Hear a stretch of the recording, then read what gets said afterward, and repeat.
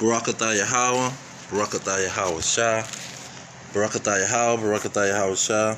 All praises to Yahweh, Bahashim, Yahweh Shah, Bahashim, Rikakadash. Now, when you're thinking about this great wrath of the red dragon, it is something that's like a twofold situation.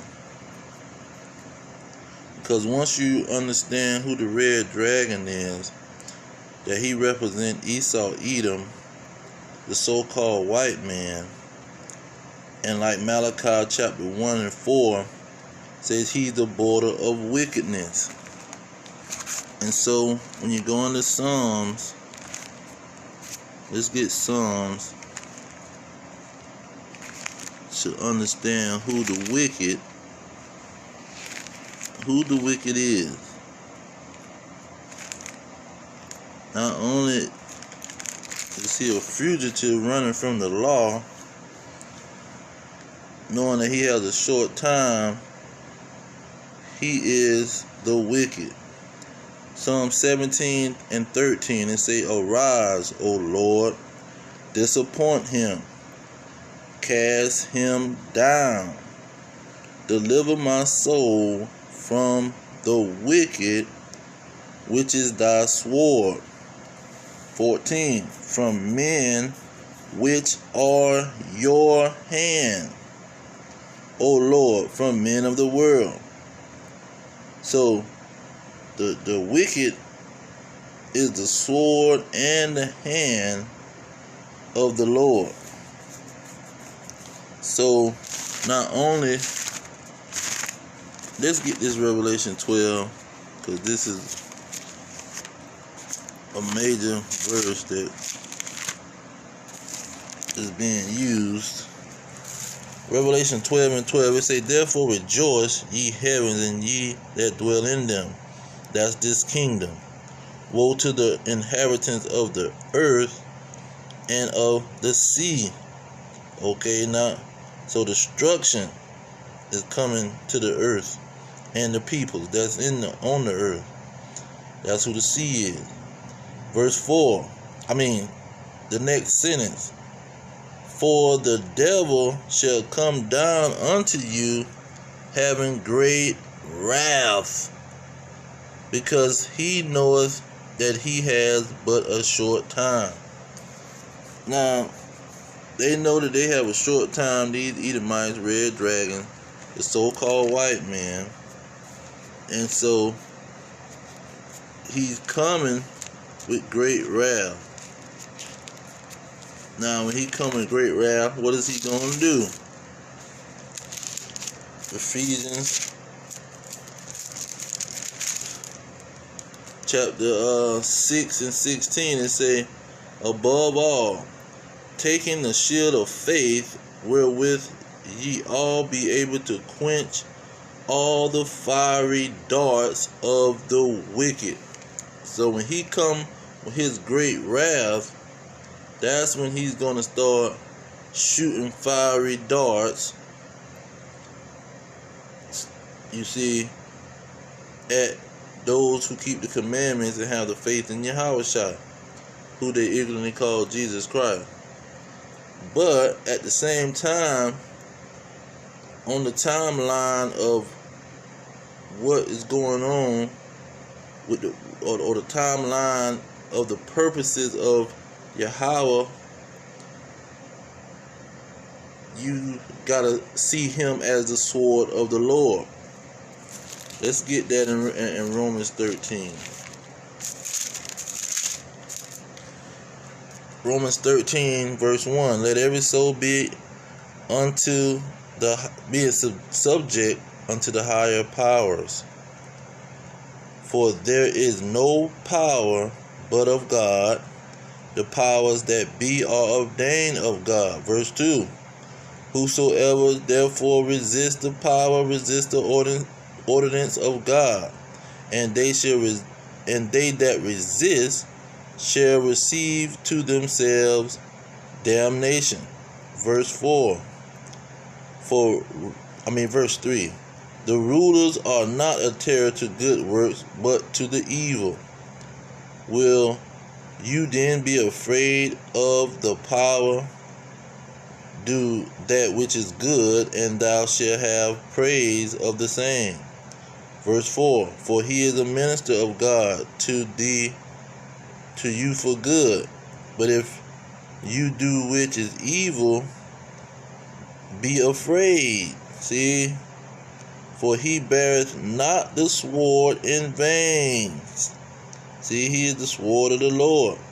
For he is the minister of God, a revenger to execute wrath upon him that doeth evil.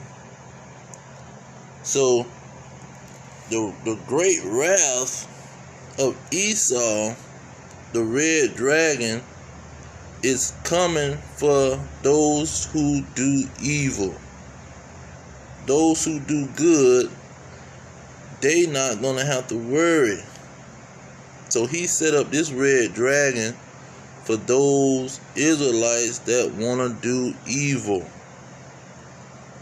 And when he come with his great wrath and shoot his fiery darts, they not going to have the armor of God to quench the fiery darts. They're not going to have the shield of faith. See, they're going to be wide open for the revenger to execute great wrath upon them. And so when you look at the situation, it's pretty much saying when the kingdom is starting to dwindle to the end, he's going to release this red dragon onto the wicked.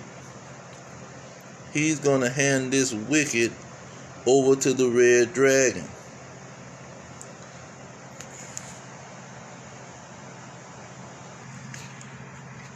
And now that takes me to Ecclesiasticus 39:28.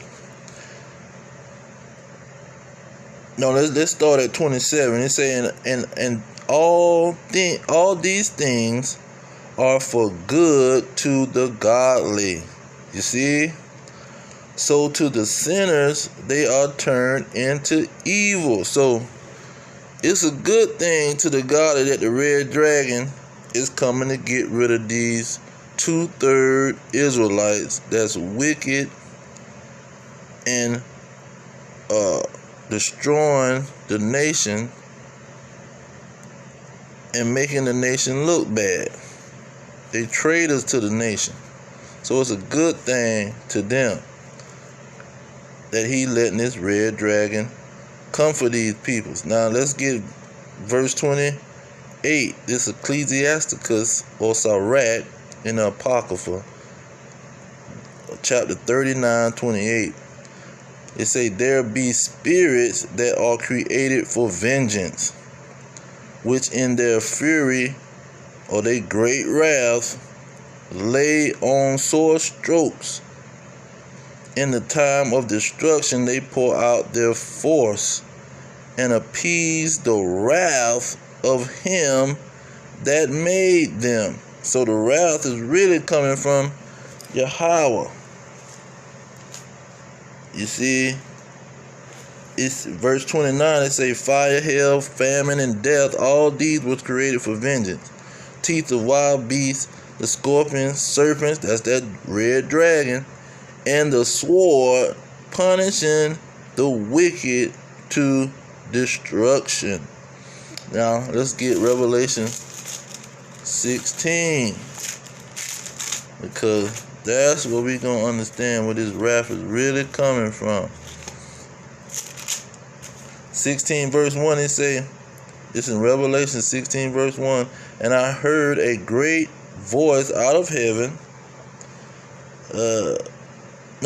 great voice out of the temple, saying to the 7 angels, go your ways and pour out the vials of the wrath of God upon the earth. So this wrath is really coming from Yahweh B'Ashem Yahweh Shai. And see, these dragons, the angels is going to get these dragons to come with great wrath. These red dragons, this beast, he's going to get these individuals to come with great wrath. See, and so in the midst of their great wrath, the 2/3 is going to receive the great wrath, because they're not going to have the armor to fight him off. That's what verse 2 is talking about in Revelation 16:2. It said, "The first went and poured out his vial upon the earth, and there fell a noisome and grievous sore upon the men which had the mark of the beast, and upon them that worship his image." So those that had that mark, who fell in love with this beast and this dragon, and didn't reject this dragon, they fell in love with him and got in bed with him. They gonna receive a grievous sore, like sleeping with somebody, having relations with somebody, and coming up with a disease. That's how these individuals is gonna end up, because they didn't put on the armor of God to deal with his wickedness and his deception. Because let's get that in 18 verse 23. It said, I'm gonna go to the B of 20 Revelation 18:23. "For thy merchants were the great men of the earth, for by thy sorceries were all nations deceived." So they gonna be deceived by these dragons. That's letting you know who the red dragon and the beast really is. They the merchants of the they the merchants, the great men, the rich men of the earth. And they're gonna end up deceiving these 2/3 Israelites, because they don't put on the armor of God, and they falling in love with this world. That's why it say, if you love this world, the love of the Father is not in you. And so this great wrath that's coming is coming for the 2/3, and it's really the wrath of the Most High God. See, that's what them 7 angels is going to pour out. They pouring out the wrath of God. And they going to get Esau and these kings of the earth to deceive these 2/3. That's that strong delusion. They wanted to believe a lie. And that strong delusion, the Lord let them be taken by it. That goes along with Isaiah 30:10. They wanted the prophets to stop telling them the truth. They wanted to hear deceits. They wanted to be told smooth things. So they wanted to believe a lie. And so that great wrath that's coming is coming for the 2/3, and it's coming from the Most High God. And he just using these Edomites to bring his wrath to these wicked and evil Israelites that want to reject him and live in the darkness and love darkness instead of coming to his marvelous light.